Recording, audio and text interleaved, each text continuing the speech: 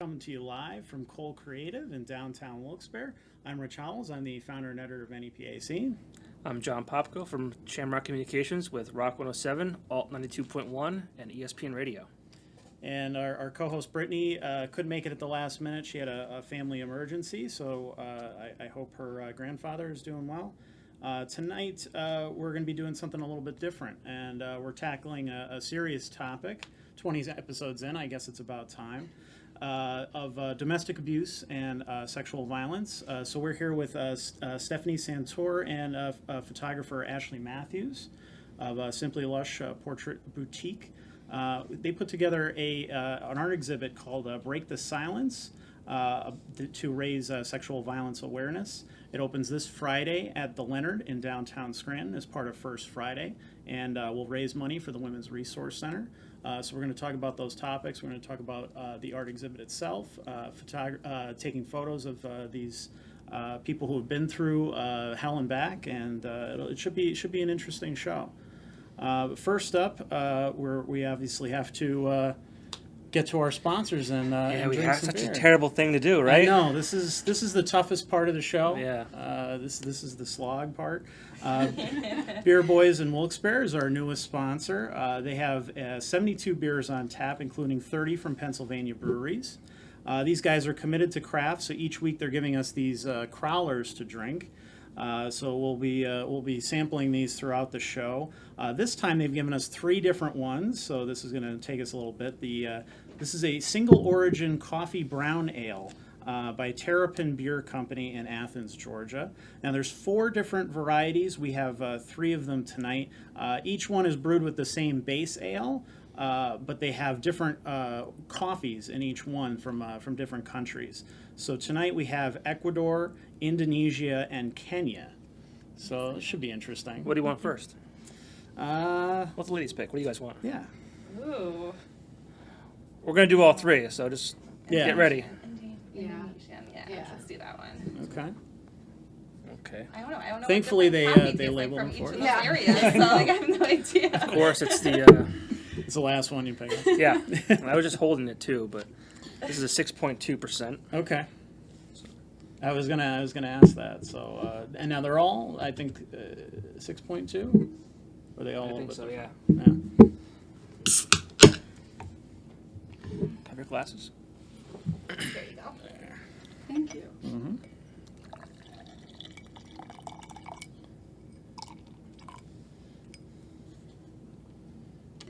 I don't know if those mine or Well, yours. I'll take the one with the mustache on it. Thank you. Mm-hmm. I'm gonna do like a wine tasting. We'll have to save some for Ooh, Gerard. it does smell like Yes. coffee. Yeah. We'll give him the spit. The gas of it.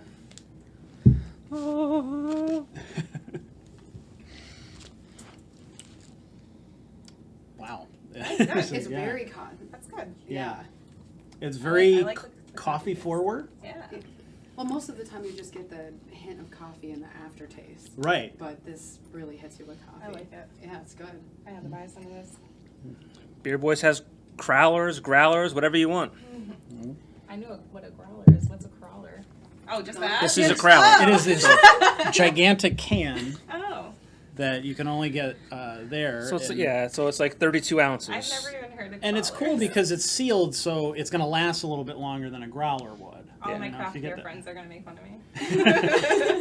And it's a block away, so you can stop in after this is over if you want to. But Yeah.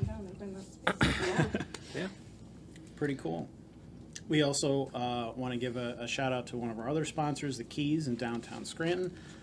This Thursday is their weekly open mic. This Friday they have Cheap Seats, Give Up, Moral Code, and King Kidding. There are a couple bands that we've written about on the site before. And next Friday, August 11th, they're hosting the EP release show for Coal Miner Canary, who is a local singer-songwriter named David Haig, who's very good. We're going to have some content on him coming up. He's going to be playing with Dennis Condusta and Marcus A.D., who I guess is in from California because it's been a while since he's been back around here. And the FM Kirby Center, who's also one of our sponsors, they have Dweezil Zappa coming up tomorrow night. That should be a good show. let's see. Gene Ween does Billy Joel on August 5th. That's gonna be a fun show. I know a lot of people are looking forward to that. And Taj Mo, which is Taj Mahal and Keb Mo, on August 10th. So lots to do in the area, lots to talk about. But we want to get to the subject at hand. So let's start with what do you guys do professionally? Take it. Do you want me to start? Okay. Yeah. Currently, I work for an internet marketing company. It's called Net Driven. It's located in Scranton, and I'm part of the internet marketing team there. And what we do is we build websites for automotive and tire companies. So a lot of the work that I do involves SEO optimization and back-end things with that, and then also copywriting. And I've been there for 2 years in June. Okay. Yep. Well, I own Simply Lush Portrait Boutique. I'm a photographer there. I do a lot of women's empowerment photography, aka boudoir photography. I really enjoy helping women kind of like put that pep in their step if they're going through something difficult or just want to, catch an essence of who they truly are as a woman. Now, how do those professions kind of play into to this campaign, to what you're doing here? Well, being a women's empowerment photographer, I always care for women and their environment and everything they do, and I've always been really optimistic, I guess, about like situation or what's the word I'm looking for? We were just talking about this too, and I can't remember. But I've always been like really supportive of all women, no matter what happens. And Stephanie actually approached me to do this campaign and project and everything like that. So because I knew that she, it was actually one of the shoots that she did. Was it late last year? But it was the body positivity shoot, and I saw her blog about that. And then I said, yeah, that's the person that I want to reach out to. I care about women's welfare a lot. That's the word I was looking for. Welfare. Yeah. And I knew that she would be perfect for this project. So I'm the one that actually approached her. And as far as how it started with me, the experience that I had, it was personal, and it was also everything that I read in books, articles. And then when I do that, it actually started on the night that I was watching a documentary, and it's called The Hunting Ground. And that's basically about sexual assault on college campus and girls fighting for Title IX, which is basically assistance for them fighting while they're still on campus and make it a safe space without supporting the perpetrator and having them intertwine in the campus and really sort of protecting the perpetrator versus doing what they need to do legally and within the school environment to kind of halt those things and stop that from happening. And it just made me ask the question, well, what's happening here? What's going on right here? Is this happening here? This is a difficult subject to talk about. It's not something that comes up in general conversation with girlfriends or people. Like, hey, have you ever experienced something like this? And to me, I was like, I want to find out what's going on. And then the number one thing was, what am I going to do about it? Right. And if I was going to start asking these questions, reaching out to people, that was the most important thing, is what could we do to reach people to start initiating change?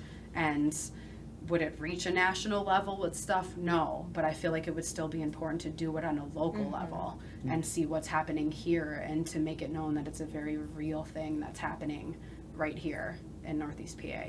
So.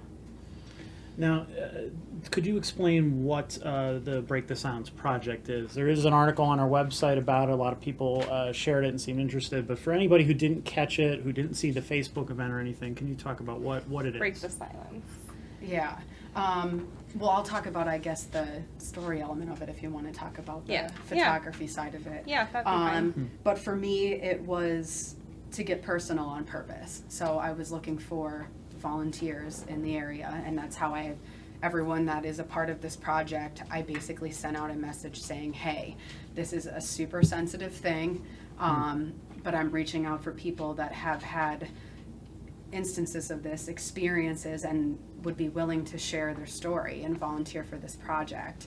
And I knew that for me, coupling a story, a personal story, with an image that spoke to people, especially on the emotion of things, the emotion side of things, that's kind of what I wanted to do with it. And then that's when I reached out to Ashley and said, would you want to work on this with me? And I was so thankful because, I mean, I've grown up with a lot of like abuse in my family and everything like that. So it was just really important to me when she came to me and thought about that and brought up the body positivity project I did last year. That was just like a project where, you know, women, any shape, size, anything, held up a sign saying something they loved about their body. And I wanted to do something more emotional, I guess, as opposed to just holding up a sign saying I was sexually assaulted. Right. I wanted to do something different. So pretty much what we did was all the volunteers that we had, which I'm so grateful for everyone that has volunteered. We met with them one-on-one, got a story from them, the story that they really wanted to tell, that they wanted the public to know, and they either remained anonymous or felt comfortable enough to share their name. And what I did was took an emotion out of the story, that, like the overall emotion from the story they gave me, and kind of portrayed that in the portrait. So they're not just your typical holding a sign like this happened to me.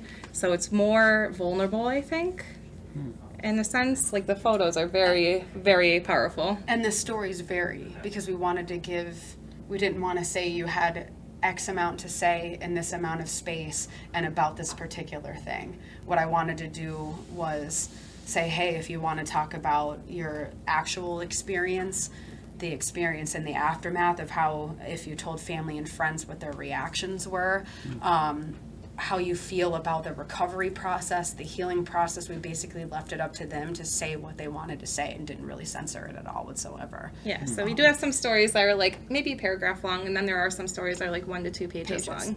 And we will have, with the artwork that's being hung, we will have corresponding stories that they had for everyone. We'll be handing them out at the door, and there will be one hung by the wall, the photo as well. Just that way people can peruse, and if they want to move around the gallery as they wish, they can just have the packet of stories, and they're numbered, and people can read them as they go. So, now with you taking the types of photos that you do, you're obviously helping women kind of open up and you know, be themselves and feel comfortable and that kind of thing. Did that help you do the same but in a different way with these women? It was a different feeling, that's for sure. I went into this knowing it was going to be kind of like emotional, like an emotional roller coaster, and I had no idea like I would feel as emotional as the women I was photographing, because their stories really resonated with me. I would go to sleep like thinking of like, what can I do with this story, like what is a good photo to do, and I would just keep thinking about it, and I would actually have pretty vivid nightmares and like wake up and like just like I wouldn't be able to go back to sleep. But there's definitely a different feeling, but I've also had a lot of the women tell me that they feel a lot better because they shared their story, and like kind of there's a lot of, I think there's a couple girls who have never even told anyone before what had happened, so for them coming out and telling us, and it just kind of takes a weight off of their shoulders, I guess. Sure. How did you find these women? She posted I think we both posted a Facebook status, social media. Yeah. Yeah, so I guess that's the best way, and like I was kind of nervous, like we wouldn't get anyone because it is such a sensitive subject to right, to and I do. think initially I had said that it was going to be on this topic, but I didn't say exactly what it was going to be. And then I said, if I think we were still building the foundation. Yeah, at I'm that like, point. if you were interested, message me and let me know, and then I will have a private conversation with you instead of, you know, on the comment feed about what we were thinking of doing. And then to me, even the number that we have now, it blew me away at the fact that these people were courageous enough to come forward and say what they wanted to say, because it is a tough thing. It is tough.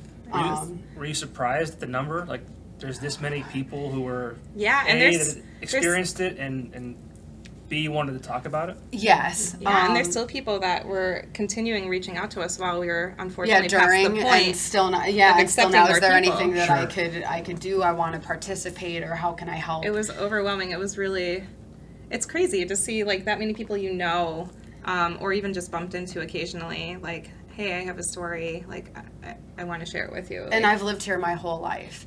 And what I experienced happened 12 years ago. And I was one of the people that it would be less than counting on one hand that know what happened. And knowing that there are these women here, and they live right here, we're walking among them, that have had similar situations, varying degrees of it that you wouldn't even know. And then there's this network of people. And that was part of the other reason of the project why I wanted to do it, was because I feel like we need to build a support system around that to say, hey, if you're not telling anyone, there are people out there that will believe what happened to you, talk about what happened, and that there's an outlet for it, so that you don't actually have to live in silence for however long you choose to do that. Because basically for me it was 12 years that I really didn't say anything to anyone.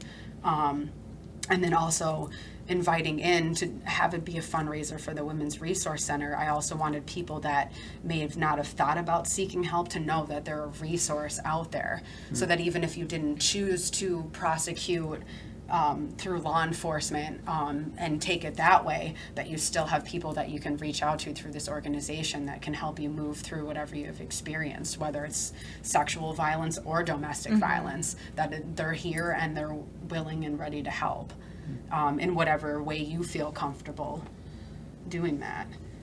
And what kind of pushed you to break the silence, so to speak?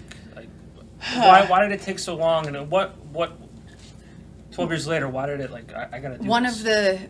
One of the main things for me was the fact that there was someone that I told in the early onset about a year later that I trusted and loved, and the reaction that I got was the reaction that we unfortunately hope when you tell someone you don't receive, which is the basic questions of, what were you wearing that evening? Are you sure you didn't ask for it? Are you sure you didn't want it? And my response to that was, no, absolutely not, I did not. And the circumstances around it, they were aware of, and I'm like, I don't know how you can possibly still ask those questions and think that there was any way, shape, or form that would be the truth. And that kind of pushed me back into being like, well, if you're someone that I love and trust, if I'm reaching out to other people, is their response going to be the same?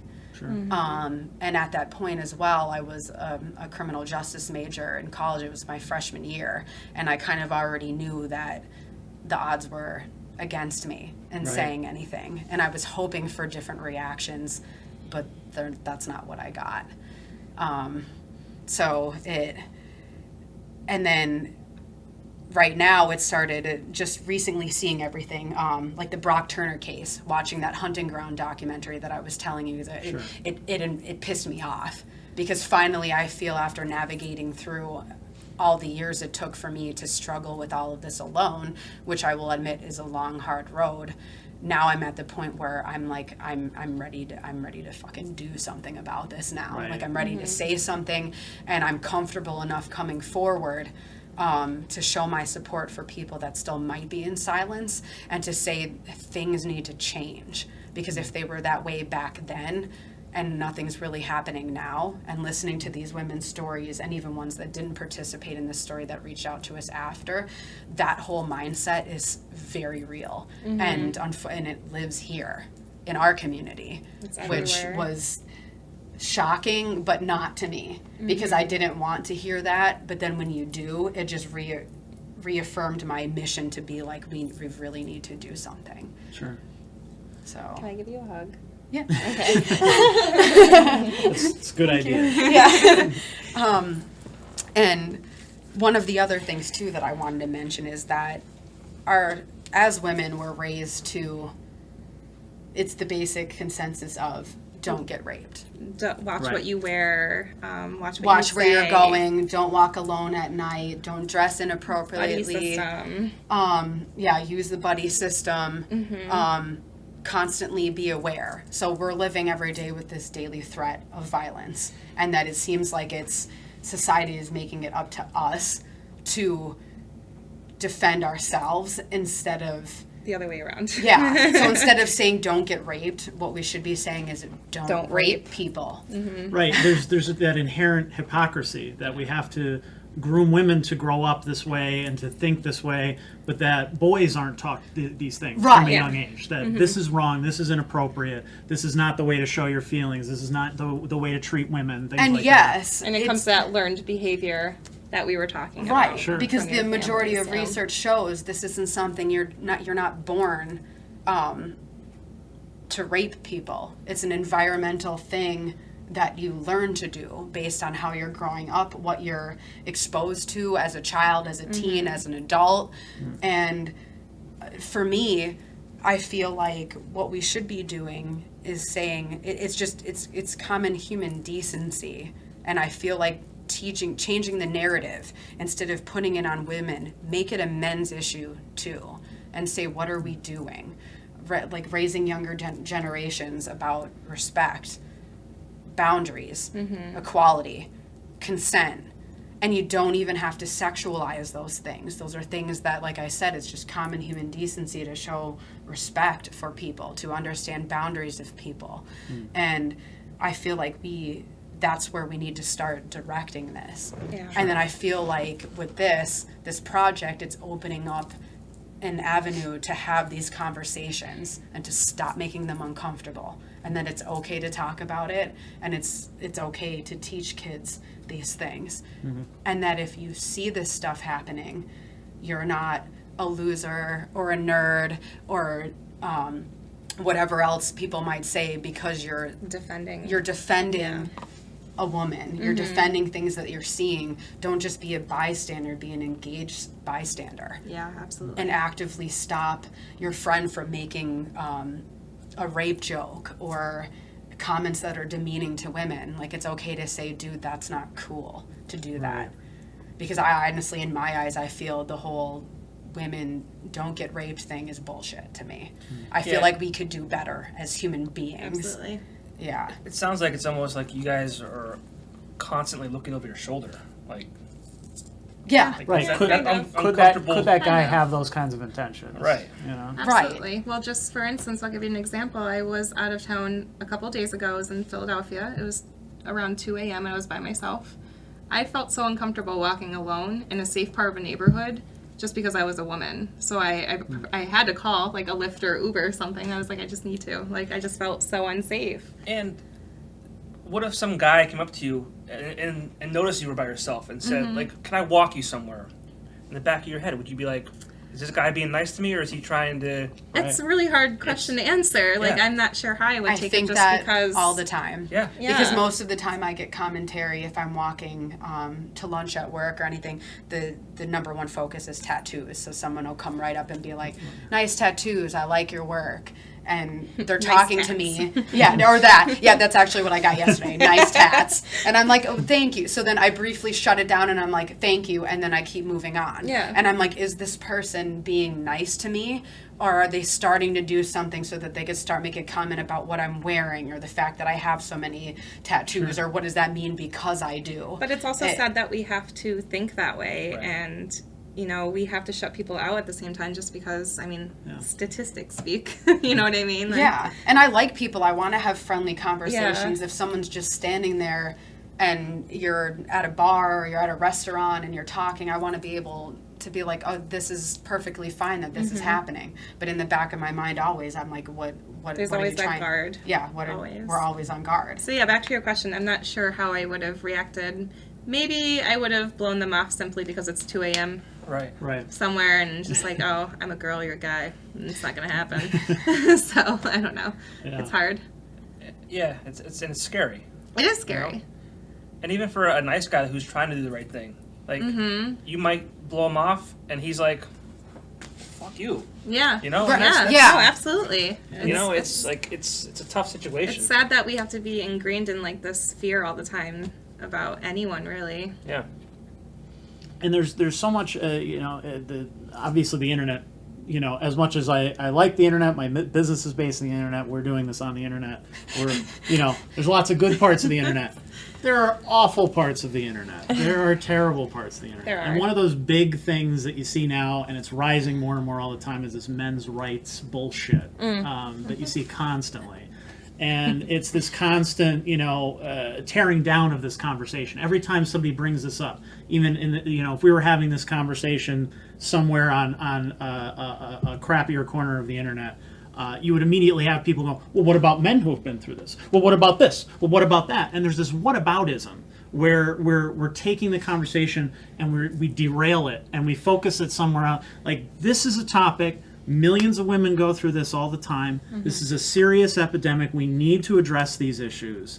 Stop trying to deflect them all the time and put it on other things. Absolutely, there are men who get sexually harassed. Absolutely, there are men who are sexually abused. But that doesn't mean that we can't talk about this and then talk about that. And I think that's such a problem with anytime you bring up anything on. Oh yeah, absolutely. It doesn't matter if it's this topic or another. If it's politics. Yeah. It's you want to criticize this politician. Well, yeah, but what about what this guy did? Well, yeah, it doesn't matter what that guy did. We're not talking about him. We're talking about this person and what they did. I think when we actually requested for volunteers, I don't even think we specified genders at all. And I think all of them just happened to be women. Right. Yeah, The Yeah. percentage because is I really left high. it open up to Anyone. Because we both know, because we're that's something level-grounded, that so. needs to be understood, that yes, the majority are reported rapes are women, but they're men as well. Sure. there are. Yeah, I guess we'll- Absolutely. And we didn't overlook that at all throughout this entire process. The toughest interview I ever did when I was a reporter for a newspaper was I had interviewed a man who was sexually abused by a priest as a child. And the Scranton diocese tried to cover it up. They tried to never address it. They moved the priest around a dozen times. The same story that you've heard in newspaper articles, documentaries, things like that. And it was something that always made me mad. It always broke my heart. I hated that. So I wanted to talk to this guy who had buried it for a long time, and then he felt like he was more open to talking about it. And it was just a phone conversation, but it was so difficult. I had the questions right in front of me, and I'm still just completely frozen. And I usually don't get like that in interviews, but something like this that I was informed about, I was passionate about, just hearing this guy's story, I wanted to break down, just hearing it in person. I didn't know how to formulate my questions in a way that wouldn't seem offensive or touch a nerve in a way.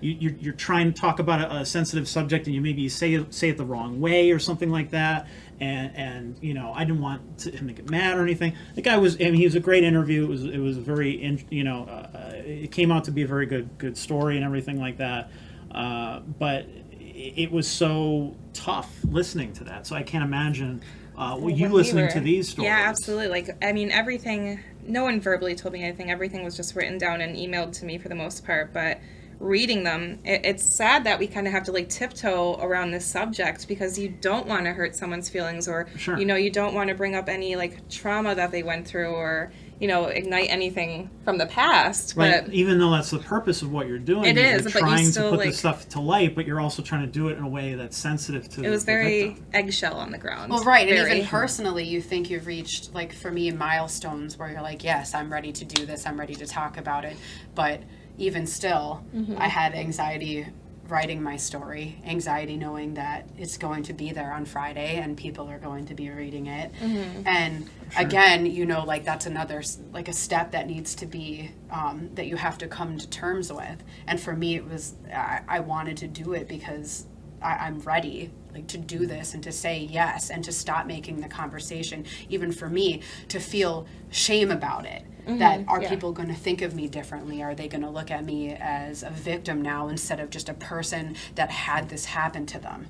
And I don't want that for me. I didn't want that for any of the girls in the project. And then anyone coming to see it that hasn't said anything to anyone or that lives with this in private, in silence, I want them to know, you do not need to feel that.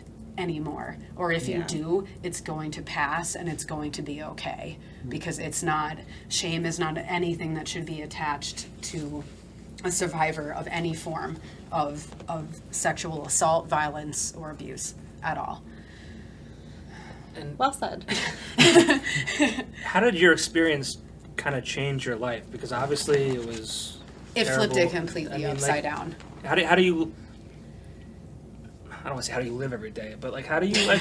No, Yeah. seriously. I mean, like obviously it changes the way you look at things, the way you act, the way you feel.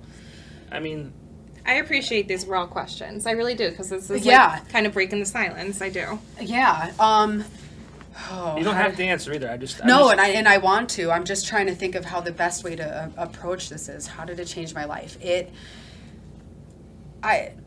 The best way, and I've only written this in private journals. I haven't even said this to anyone actually until right now. It feels like that particular day I died and a new person came about, because it flipped around everything that I was before, everything that I thought that I was going to be, and it basically changed everything.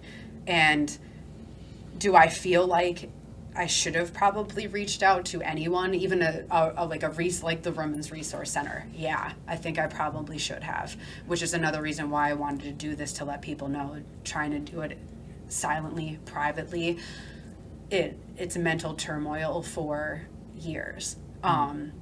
You go back and forth with the feelings of the guilt and the shame, and then not knowing at the time that what I was experiencing was actually post-traumatic stress disorder. My emotions went from feeling nothing for a certain amount of time to diving into a deep depression, and then to having just emotions completely explode, where I was outward with everything that I was feeling. People weren't understanding what was going on and that I was dealing with this. And then it's taking that, it's kind of like a phoenix coming from the ashes, because I personally, I don't know how this is for anyone else, needed to rebuild myself back up inside my mind. And then also learn in that time to understand that it was not my fault, whatever scenario I put in my own head. Because it's bad enough when there's other people that you know and love and trust that you're looking for support are blaming you, are shaming you, the public is shaming you. You do enough of that in your own head, let me tell you. And it goes through your mind in loops for a very, very long time. But I feel like now, I don't want to say that it was something that I would ever want to happen to anyone, but I don't know if I would be who I am now without that happening, because it opened up myself in a can of worms to me, and it enlightened me to a lot of things and it also led me to the path of self-love, which I didn't have for the majority of my life. I was very insecure, and then after that happened, I had dealt with a lot of self-loathing with it. And now I feel like moving through, it's like segments. I was telling a friend, it's like peeling layers of an onion. You uncover these things and you move through this process. And what I also wanted to tell these girls and anyone, there's no set time for recovery. It could be a year, it could be years, it could be forever.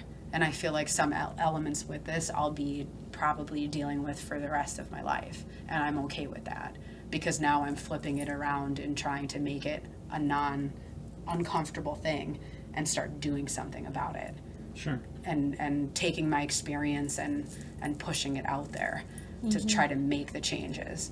It's very brave, I must say. She is a pretty brave woman. This is getting deep. Yeah. I didn't even think I was going to be going that much into, and I figured it would come up, but I didn't think it was going to be the. Sure. Yeah. But yeah, every girl that participated in the project, we stressed that throughout the whole thing about how brave and proud and awesome we think they are for. They are. They're Yeah. great. Thank you guys. I don't know which camera Yeah. it is, but But thank you. Thank you. And if you have any questions or comments for these ladies or anything like that, please leave them down below. We will address those pretty soon. We do have a couple so far, but we would like plenty more. We'd like you to join this conversation as much as you can.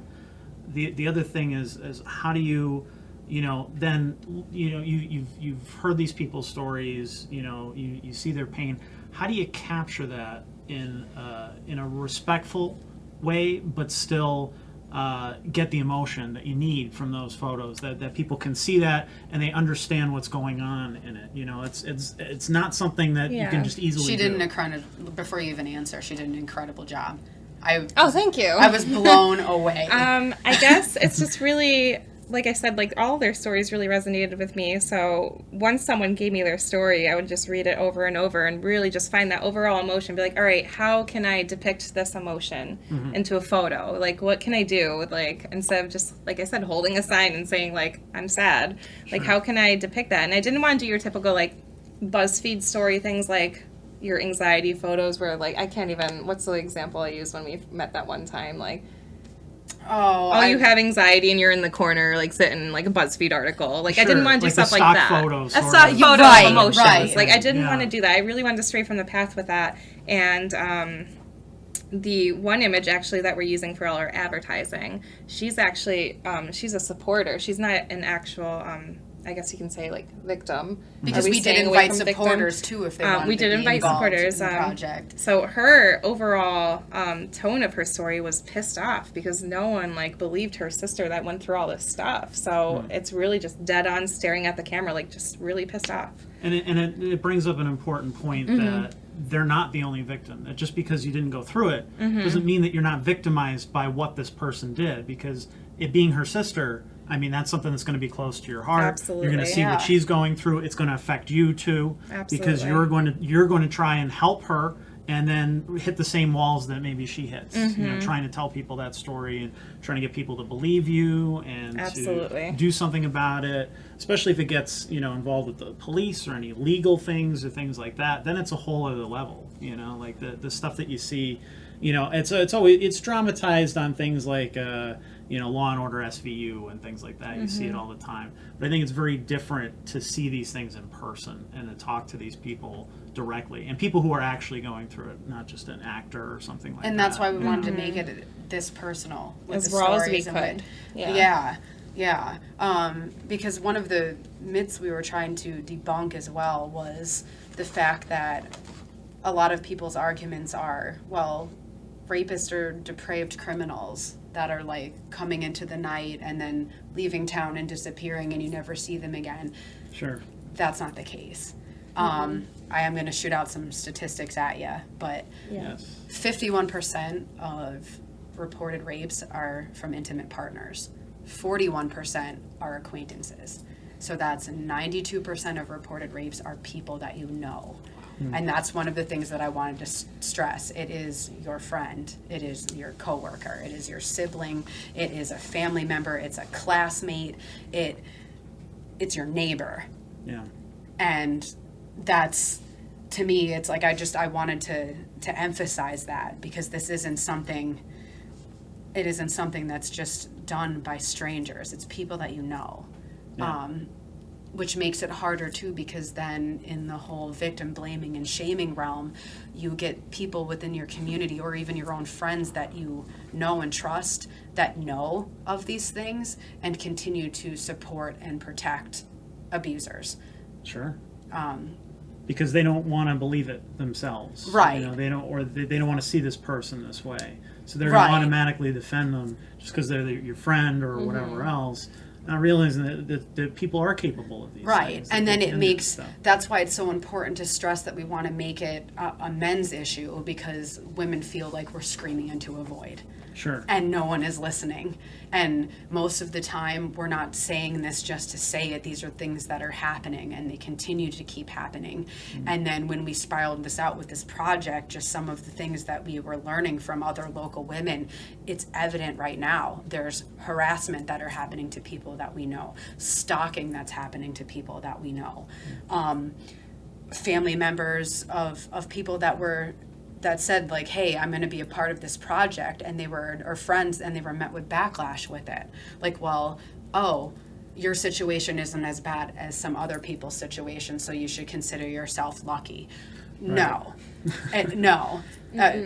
She's fortunate that she had the ability to escape a rape situation. That doesn't make it any less. Any less, yeah, absolutely. Yeah, to not diminish her situation. I get heated.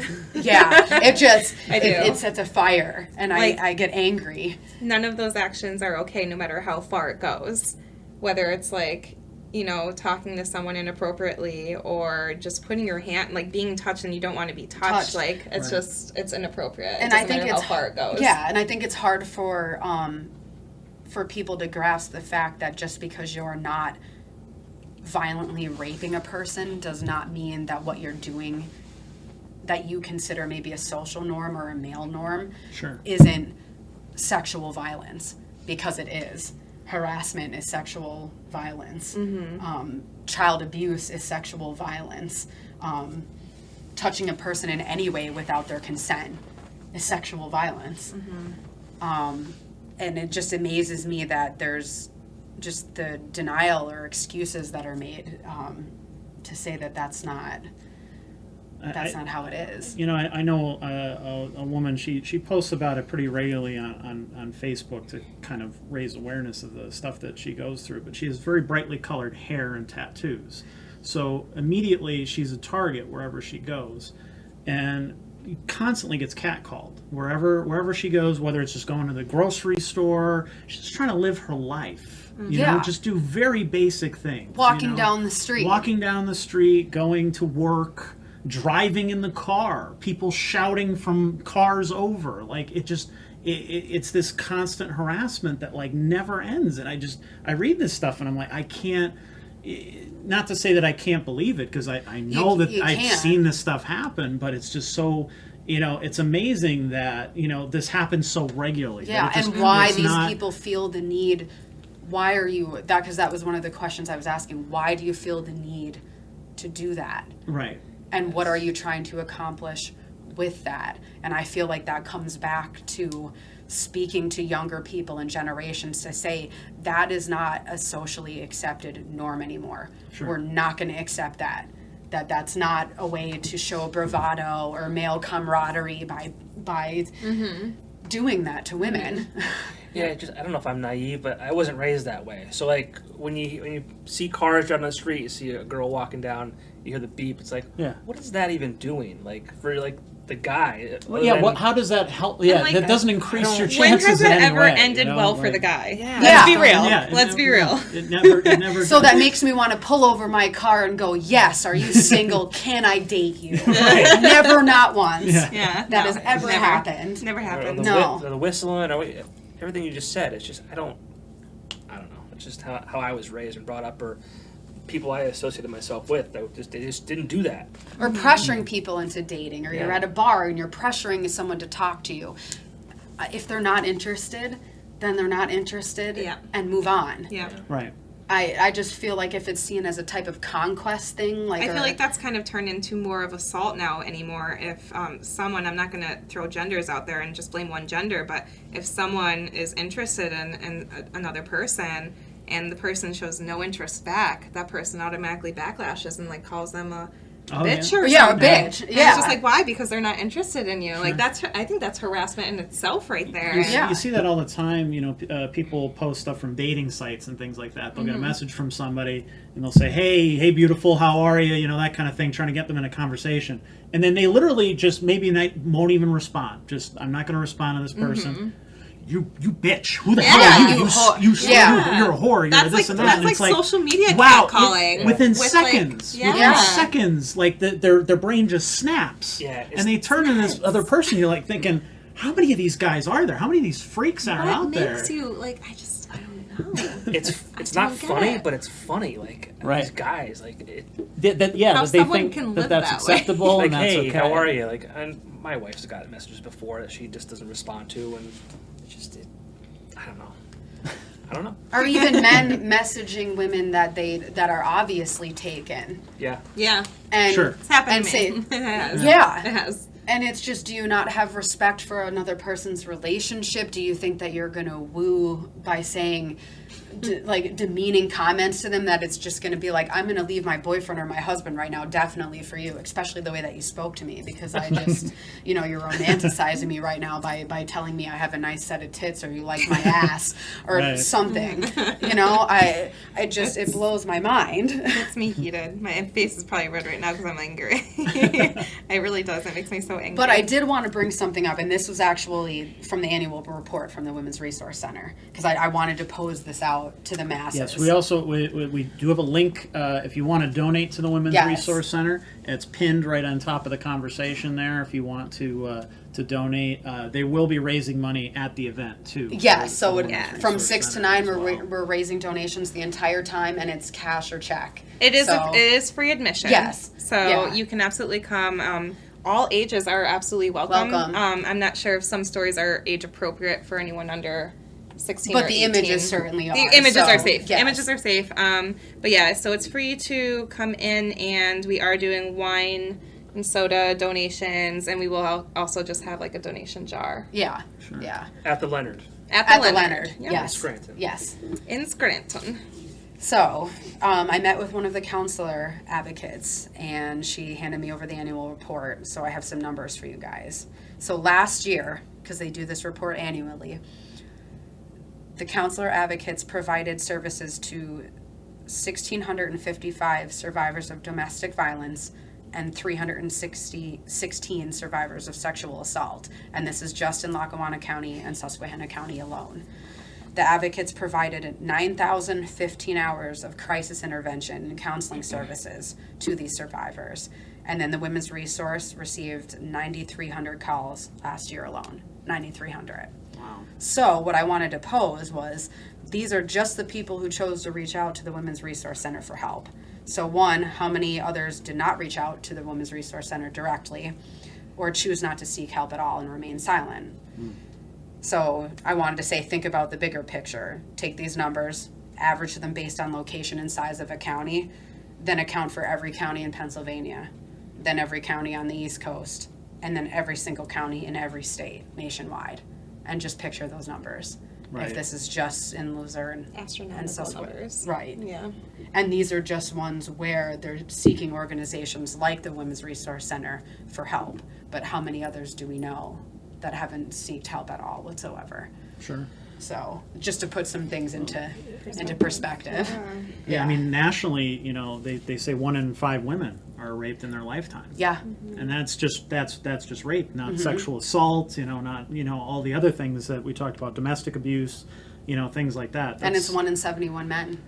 It's crazy, it's insane when you think about it, because that means out of your group of friends, full well that several of them have probably been through that, whether they've talked about it or not.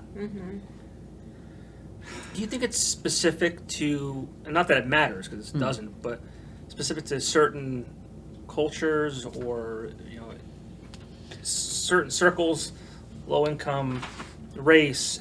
Not that it matters. Not that it One of the matters. things that I wanted to bring up, and I do believe the Women's Resource Center mentions this in some of their information, but they say that oppression is one of the root causes of sexual violence. So the reason why we need to change the conversation is because of the fact that sexism, racism, classism, homophobia is still rampant in our country. And I feel like that is something that people could hold on to because they know that that exists. So even if you know that that exists and can put 2 and 2 together, that is a root cause of sexual violence, it, as we said before, like nobody is born a rapist. It's an environmental learned thing, whether it's through your family life, whether it's through what's happening in your peers, in high school, in college. I just feel like it's this mentality still that we're living with this this male dominance thing, and the fact that you have to assert your power over people.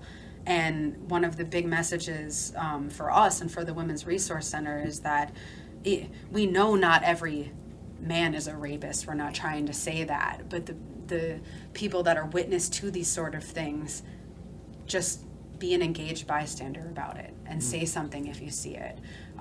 Especially, they have community outreach where their advocates go out and speak to local high schools, teaching them about consent. But it's not even in a sexualized way. Again, it's back to human decency, about raising people to believe in equality and respect and like boundaries, and to understand what consent is, and to do that in a way where we're starting to shift the focus away of that it's a women's problem and we have to know not how to get raped daily under the constant threat, and shift the focus to where it's all of us making a concerted effort to make the changes we need in our community, and then have it keep spiraling out.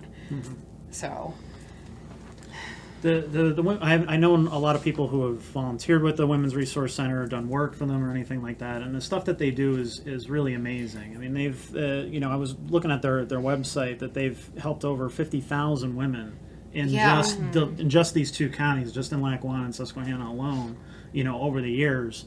And they also have a safe house where women can go take their children, things like that, if they need to get out of the house. Which is exactly what the donations, I was just going to say it. all of the proceeds from this event are going directly to their carriage house renovation project. So this is going to be a new safe house for them. Because when I reached out to them, I said, what do you want generalized donations to a specific thing? And they're like, we really need the funds for this carriage house renovation. So this is going to be another place where people escaping domestic violence, sexual violence, women and children, and they have a place to go to. So every single dollar that is raised at this will be going directly to them for that particular project, so that they could continue the renovations for that house.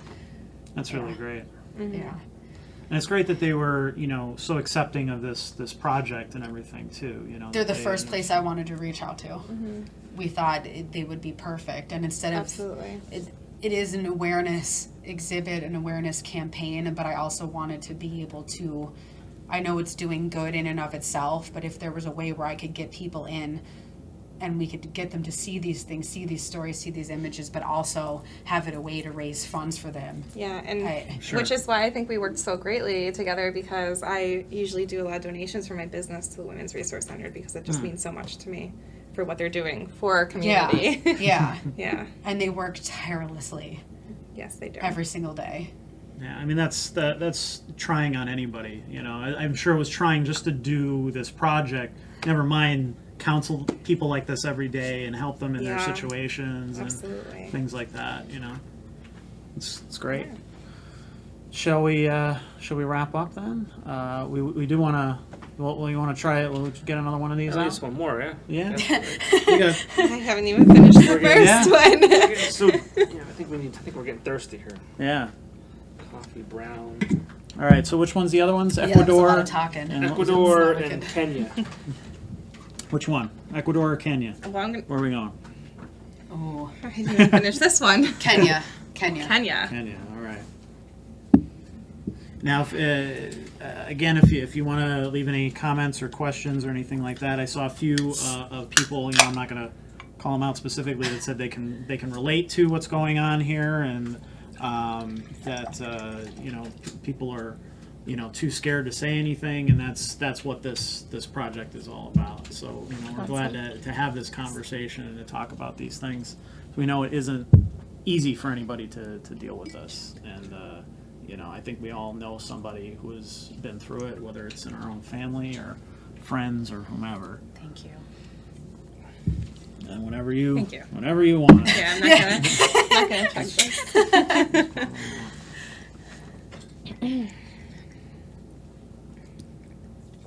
I'm very excited for Friday. Yeah. It's a weird subject to be excited about, but the whole concept is just very. We've worked so hard, the both of us. Oh my gosh. And we always feel ourselves saying that we're excited, but then we're like, excited because it's happening, but not excited about the subject. Yeah. Sure. Yeah. But I'm hoping with this that even if there's people attending that know someone or have experienced it themselves, just to glean something from. Oh, sorry, I didn't mean to interrupt you. I like to glean something from the stories or the images, and to know that the community, we support you and that we're here. Stephanie will be collecting more stories as well.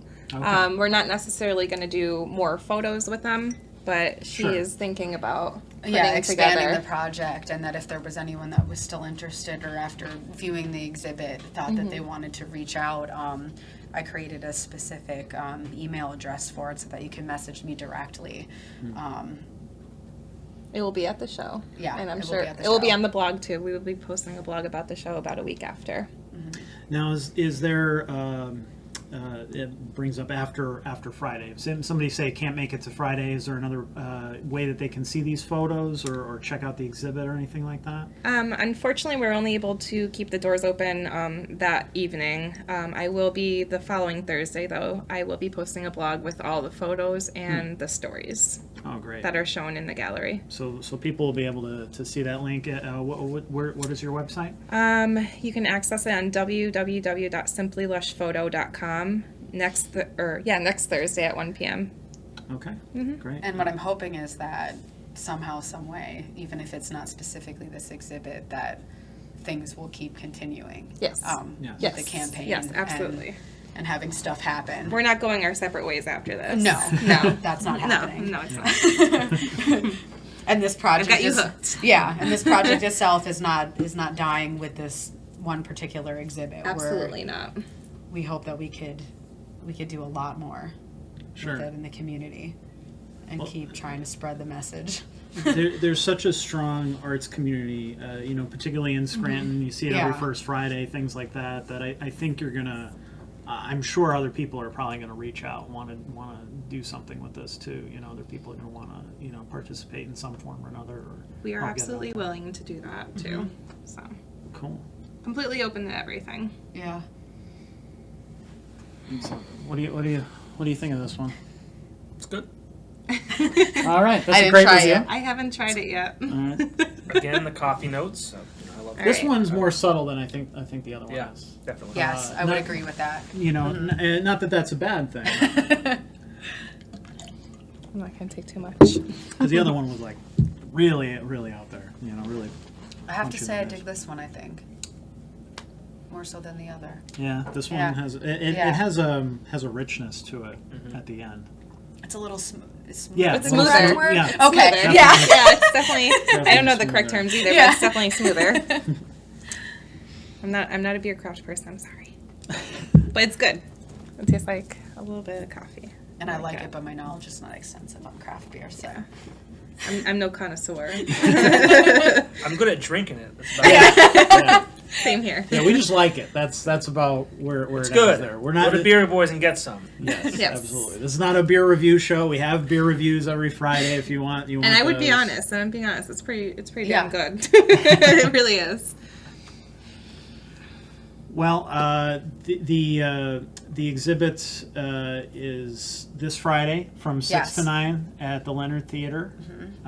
For those who just tuned in or didn't hear us plug that earlier, and then it'll be available on her website about a week later or so. We'll share that link as well on our Facebook page. Thank you. And Thank you. Twitter and Thank everything you. too, so that people can catch And that if you representatives from the Women's Resource Center will have a table there. So Yes. if you want more information, they have plenty of stuff that's going to be there. Some counselor advocates, one of their interns, and I believe the director herself will be there. So Yeah. we're really excited for that. It'll be a big night. Yeah. Hope so. I encourage you to check out the Women's Resource Center website. There's plenty of resources on there for you or anybody that you might know that's going through anything like this. And please, if you can, leave a donation to them, either at the link that we said is in the comments earlier, or you can give one in person at the event. And it's in conjunction with the First Friday. So if you're thinking, I'm not going to just go to Scranton for one event, stop there. So And there's many actually around. a lot Plenty of of other good things. stuff happening this first Friday. There This is is. going to be a great first There Friday. is. That's a good block to be on in general. It There's really always a is. lot- It that's really like- is. It's a really happening. There will part be a of lot the going event. Yeah, on and then all over the there's city. the integration this time around of north of Mulberry. So the Scranton Cultural Center's partaking, Oh, Posh great. is partaking. Mm-hmm. There's First Friday Female Voices that's happening at the Albright Library. So there's going to be A lot. It's going to be good. It's yeah. gonna be Good Friday. Yeah. Too bad I have to miss half of it. Yeah. We're like, oh, we have to be here, and it's Maybe our I event. can sneak but out yeah, for like Right. a minute. we can take turns, and you could go, and then I'll go. We'll cover each other's shifts. Yeah. I have to promote Black Tie Stereo. It will be playing on the 5th floor of the Scranton Times Building Oh, yes. in our radio Oh. theater. So yeah, I've never that's, been up there. I did hear about that on the radio. Yes. I didn't know that. That's cool. Yeah, we just started doing that the last month. And I remember thinking when I heard on the radio, that's awesome that they're doing that. Yeah. That's neat. I had no idea. Caught up in my own stuff, I guess. I don't know. It happens. Are you guys planning any other events coming? Is Alt 92.1 doing anything else coming up or anything like that? No, unfortunately, Altitude was canceled. Yeah. But we have some stuff coming up that'll hopefully replace that and you know, get you guys back in our good graces, or us back in your good graces. Yeah, the comments on that were pretty. Oh, gee, pretty I don't rough. want to get started on that. Everyone knows how to book a show. Everyone knows how to run festivals. Everyone knows Yeah. what we should have done. Just replace it. No big deal. Yeah, okay, we'll do that in a month. Okay. Yeah, just in a few weeks, before the show. you know. And then and if we did that, they'd complain that it was no good. Right. So- Exactly. Yeah. Whatever. Yeah. It is what it is. Enough being negative. Yeah. Positives only. Yes, we're ending on a positive note. So thank you so much for tuning in tonight and joining our conversation. You can always leave comments after the show if you didn't catch it live or anything like And that. thank you guys for having us. Yeah, thank you so much. Thank you so Seriously, much. it means a Absolutely. lot. Yeah. Well, it's It cool. Like, does. everyone can say like this needs to change or we need to, but it's different when somebody actually does it. So Yeah. kudos to you guys. Yeah. Yeah. I mean, Yes, Well. to both of you. And to Practicing what for- you preach. Yeah. Yeah. Yeah, And I'm absolutely. guilty of it. This should change. I'm not going to do anything about it. Yeah, it Right. happens. It I mean, happens. but Yeah. so Yeah, That's you awesome. watch a Thanks. documentary on Netflix, you get fired up. Yeah. But it's a matter of actually going out and doing And it. seriously, but that's how it started. The Hunting Exactly. Ground documentary. And it enraged me. Sweet Vicious for me was that MTV show. I don't know if you ever seen it. I recommend it. I'm not their demo. I'm out of their demo. Their demo. MTV. What do you mean? Their demographic. Oh, I was like demo, like a preview. No, it's a good show. Sweet Vicious, and I'm gonna have to watch what you said. Yeah, The Hunting Yeah. Ground is very good. That's focused basically on college campus sexual assault and date rape on campus and what happens in the aftermath. But then also the thing that we were talking about making this a men's issue, The Macho Paradox by Yeah, Jackson Katz that's interesting. is a really good book. And that basically dives in depth about what we were talking about how men could take an active role in changing these like the social norms and things around this and how they could become the engaged bystander versus not knowing what to say and like how to have those uncomfortable conversations with people. So it's a really good it's a good book. The Keepers is also a great documentary on Yeah. Netflix as well. It's Yeah. like a documentary series that they came out maybe a few months ago. Really, really interesting stuff. True story about the Catholic Church and things like that. Yes, Really, I didn't start watching that, but I have that Oh, geared man. up to watch. Yeah, I'm gonna it's start I writing heard all it these pulls you down. in and then you're oh definitely yeah. It's definitely one of those. They have kind of a history now of doing these kinds of documentaries, and I hope something comes of it because it's like it also goes into an unsolved murder and everything else too. It's just it's crazy stuff. But thanks again for tuning in and for listening to us talk about this. We didn't get Thank to you, this Beer one. Boys. Yeah. We didn't get to the last one, but Sorry, we will sorry. enjoy it. We'll definitely Ecuador. If you guys like craft beer, head to Beer Boys on North Washington Street in Wilkes-Barre.